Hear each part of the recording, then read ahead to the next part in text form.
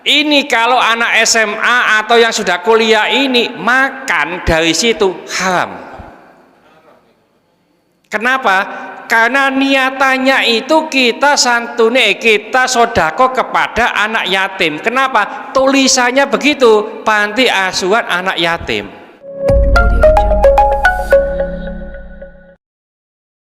Assalamualaikum warahmatullahi wabarakatuh.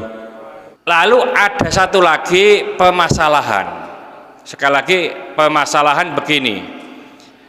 Ada panti asuhan anak yatim. Begitu ya. Panti asuhan anak yatim. Lalu kita sodakoh kepada panti asuhan itu. Nah, di dalam panti asuhan itu ada anak SMA, miskin, Mbak. Ya, anak sing kuliah. Nah, ini kalau anak SMA atau yang sudah kuliah ini makan dari situ haram. Kenapa? Karena niatannya itu kita santuni, kita sodako kepada anak yatim. Kenapa? Tulisannya begitu, panti asuhan anak yatim. Ini pernah kita baktul masailkan. Nah, supaya tidak haram bagaimana? Panti asuhan itu ditambah. Panti asuhan anak yatim dan duafa. Nah itu. Jadi kalau ada duafanya orang lemah, ini anak SMA itu bisa mendapatkan, karena orang yang sodako ke situ bukan hanya sodako kepada anak yatim, tapi kepada duafa. Siapa sih anak yatim itu? Anak yatim itu adalah anak yang ditinggal oleh ayahnya, bukan ditinggal ayahnya nikah lagi, Pak. Ya, itu bukan yatim. Ya, Abah Yazid punya ayah? Nggak punya, yatim ini.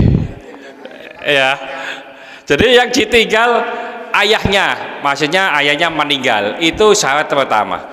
Yang kedua, belum balik. Apa Yazid sudah balik? Oh, sudah balik, berarti ke anak yatim misalnya. Ya, hanya ditinggal orang tuanya gitu aja. Jadi anak yatim itu anak yang ditinggal oleh bapaknya, lalu belum balik. Nah, anak piatu itu anak yang ditinggal oleh ibunya, cuma tidak pernah dibahas di dalam agama.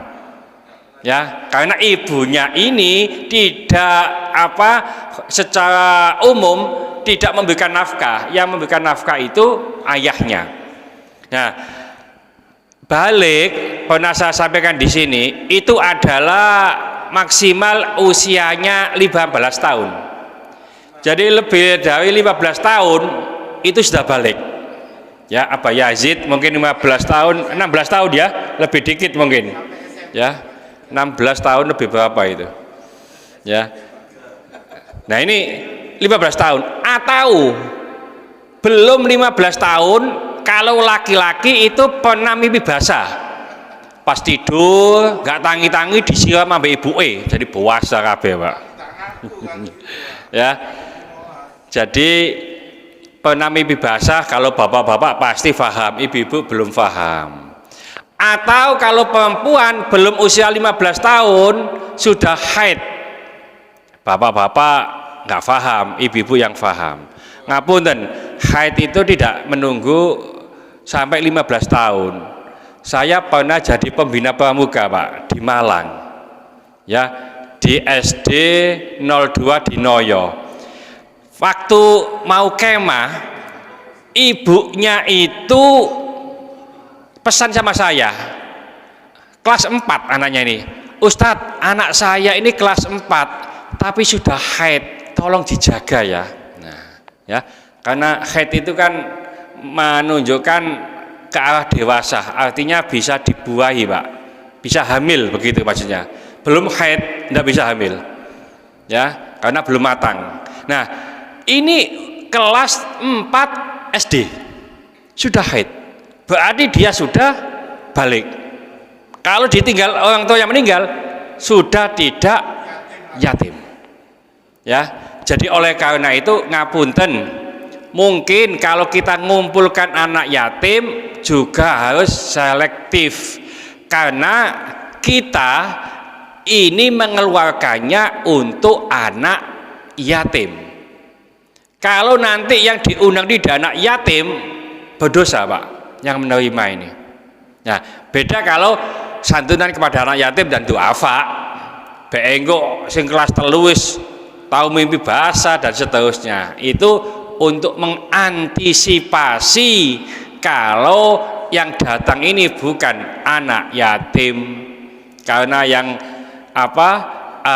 usia 12 tahun aja sudah bisa haid dan seterusnya. Mungkin ini sebagai bahan renungan, ya, referensi.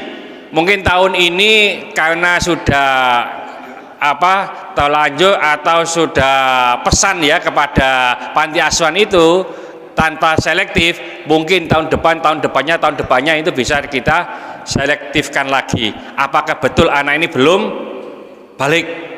Nah, kalau yang menjaga itu mengatakan belum, ya padahal dia sudah, yang dosa adalah yang jaga tadi. Ya, nah kita panitia sudah tidak mendapatkan resiko. Ya, ini jadi mungkin tahun kedepannya ini bisa diselektifkan lagi. Nah, mungkin yang datang itu anak kelas 2, kelas 3 Ustaz. Ya, itu insya Allah pastilah. Ya. Nah, kadang-kadang anak kelas 2, kelas 3 itu kan kebutuhannya nggak begitu banyak Pak ya. Yang banyak itu malah yang SMP itu. Nah, kadang-kadang SMP kelas 1 sekarang itu ngapunten. Kedewasaan itu kadang-kadang tidak bisa diukur dengan usia. Karena apa? Hormonnya itu beda Pak. Makanya ngapunten yang pernah mempelajari pramuka, itu kalau siaga itu usia 7 sampai 10 tahun.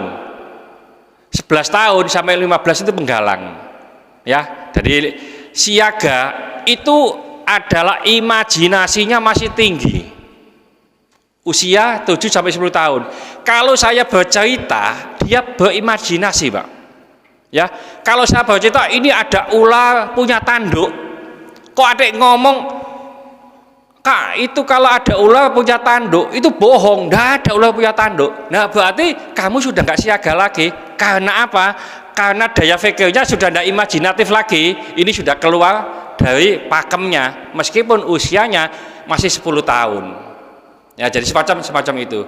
Jadi usia itu tidak bisa disamakan dengan penalaran atau kejiwaan seseorang. Usianya sama, tapi kedewasaannya juga agak beda.